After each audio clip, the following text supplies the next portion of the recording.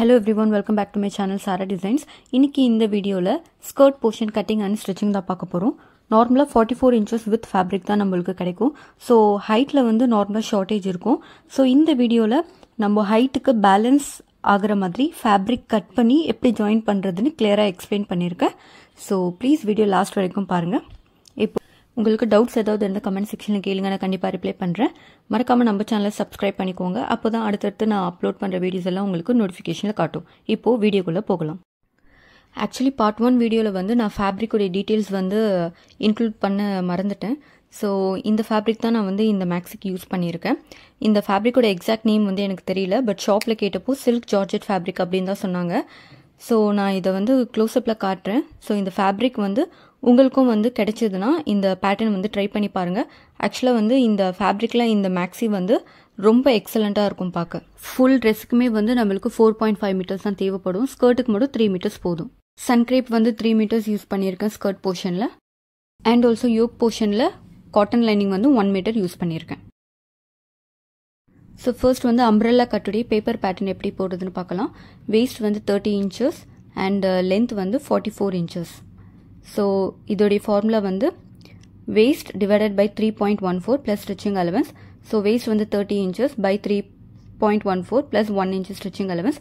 So இது நம்ம calculate பண்ணால் 10.5 inches கிடைக்கும். ஸோ நான் பேப்பர் எடுத்து ஃபோல்ட் பண்ணியிருக்கேன். இப்போது ஸோ இங்கேருந்து 10.5 inches மார்க் பண்ணிக்கலாம்.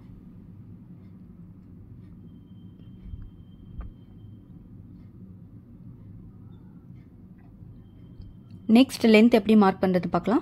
ஸோ லென்த் வந்து பார்த்தீங்கன்னா இந்த 10.5 inches ப்ளஸ் இந்த 44 inches ஆட் பண்ணால் 52.5 inches கிடைக்கும். ஸோ இந்த 52.5 inches-ஐ இங்கே இருந்து நம்ம மார்க் பண்ண போகிறோம்.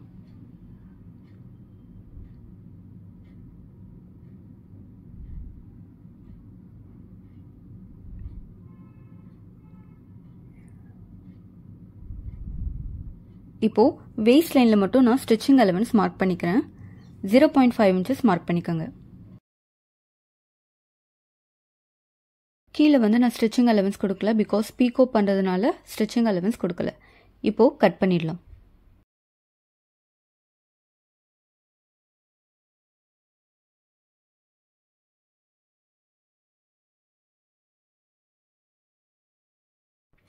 இப்போ வேஸ்ட் கட் பண்ணிடலாம்.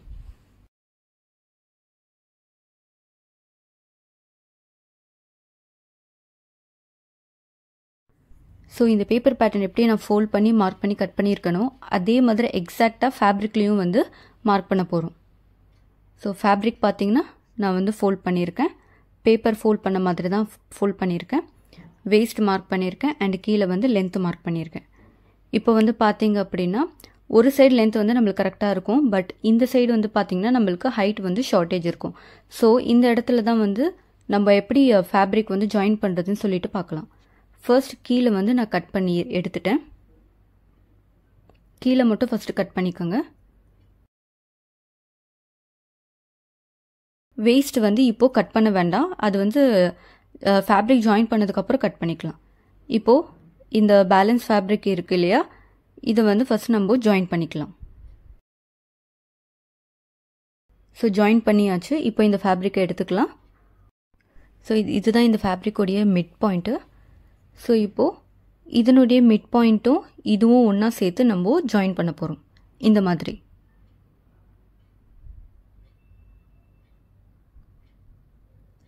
ஸோ இங்கேருந்து ஸ்டார்ட் பண்ணி இது வரைக்கும் ஜாயின் பண்ணுவோம். ஸோ ஜாயின் பண்ணதுக்கப்புறம் பார்க்கலாம். ஸோ ஜாயின் பண்ணதுக்கப்புறம் இப்படி தான் இருக்கும். இப்போ வந்து நம்மளுடைய லென்த் அங்கேருந்து இது வரைக்கும் மார்க் பண்ணிக்கலாம், 52.5 inches. இப்போ இதை கட் பண்ணிடலாம்.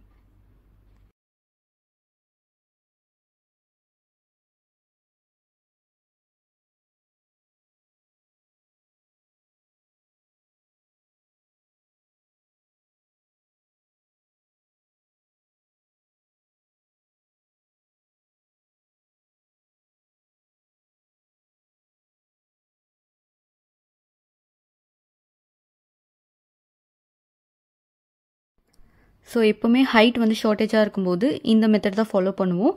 ஸோ ஃபேப்ரிக்கை ஜாயின் பண்ணி நம்ம ஹைட்டுக்கு ஏற்ற மாதிரி கட் பண்ணிக்கணும். இப்போது இந்த வேஸ்ட்டும் கட் பண்ணிடலாம். ஸோ மெயின் ஃபேப்ரிக்கில் வந்து ஸ்கர்ட் போர்ஷன் கட் பண்ணிட்டோம். இதே மாதிரி லைனிங் கட் பண்ணிக்கலாம். லைனிங்கோட ஹைட் மட்டும் ஒரு 2 inches மெயின் ஃபேப்ரிக் விட கம்மியாக இருக்கணும். இப்போது இந்த மெயின் ஃபேப்ரிக் எடுத்துக்கிறேன். இப்போது சைட் சீம் ஜாயின் பண்ண போகிறோம். மேலே வந்து ஒரு 2 inches விட்டுட்டு ஜாயின் பண்ண ஸ்டார்ட் பண்ணுங்கள். ஸோ மேலே 2 inches விட்டுட்டு நான் ஜாயின் பண்ணியிருக்கேன். இது எதுக்காகனா நம்ம ஜிப் வந்து எக்ஸ்டெண்ட் பண்ணுவோம் யோக்கில், அதுக்காக. இப்போ யோக் எடுத்துக்கிறேன். இப்போது இதோட வந்து ஸ்கர்ட் போர்ஷன் எப்படி ஜாயின் பண்ணுறதுன்னு பார்க்கலாம். ஸோ யோக்குடைய மிட் பாயிண்ட், அதாவது ஜிப்போடைய மிட் பாயிண்ட், அந்த மிட் பாயிண்டில் இப்போது இந்த ஸ்கர்ட்டுடைய கார்னர் வந்து ஃபோல்ட் பண்ணிக்கோங்க இந்த மாதிரி. ஸோ ஃபோல்ட் பண்ணி இது கரெக்டாக வந்து செட் பண்ணிக்கோங்க. பெல் பென்ஸ் இருந்தால் பெல் பென்ஸ் யூஸ் பண்ணிக்கோங்க. இப்போ இங்கேருந்து ஸ்டார்ட் பண்ணி வேஸ்ட்டு ஃபுல்லாக ஸ்டிச் போட்டு இது வரைக்கும் வரணும். ஸோ ஸ்டிச் பண்ணியாச்சு. ஸ்டிச் பண்ணதுக்கப்புறம் இப்படி தான் இருக்கும். நெக்ஸ்ட் வந்து லைனிங் வந்து எப்படி அட்டாச் பண்ணுறதுன்னு பார்க்கலாம். ஸோ சேம் லைனிங்குடைய சைட் சீம் கூட அதே மாதிரி 2 inches மேலே விட்டுட்டு நம்ம வந்து ஜாயின் பண்ணி எடுத்துக்கணும். இப்போது இதை ரைட் சைட் திருப்பிக்கலாம். இப்போது நான் வேஸ்ட்டை இந்த மாதிரி பிடிச்சி இதுக்கு உள்ளே வந்து இன்சர்ட் பண்ணுறேன். இப்போ நான் வேஸ்ட் எடுத்துக்கிறேன், லைனிங்குடைய வேஸ்ட்டு. ஸோ இது லைனிங்குடைய வேஸ்ட்டு. இப்போது இந்த கார்னர் சேம் மெயின் ஃபேப்ரிக் எப்படி ஃபோல்ட் பண்ணுமோ அதே மாதிரி ஃபோல்ட் பண்ணி கரெக்டாக இந்த மாதிரி செட் பண்ணிக்கோங்க. இப்போது இதையும் ஜாயின் பண்ணிக்கலாம்.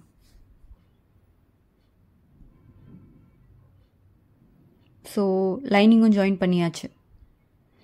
இப்போது இதை ஃபுல்லாக நம்ம டர்ன் பண்ணிக்கலாம். ஸோ டர்ன் பண்ணதுக்கப்புறம் இப்படி தான் இருக்கும்.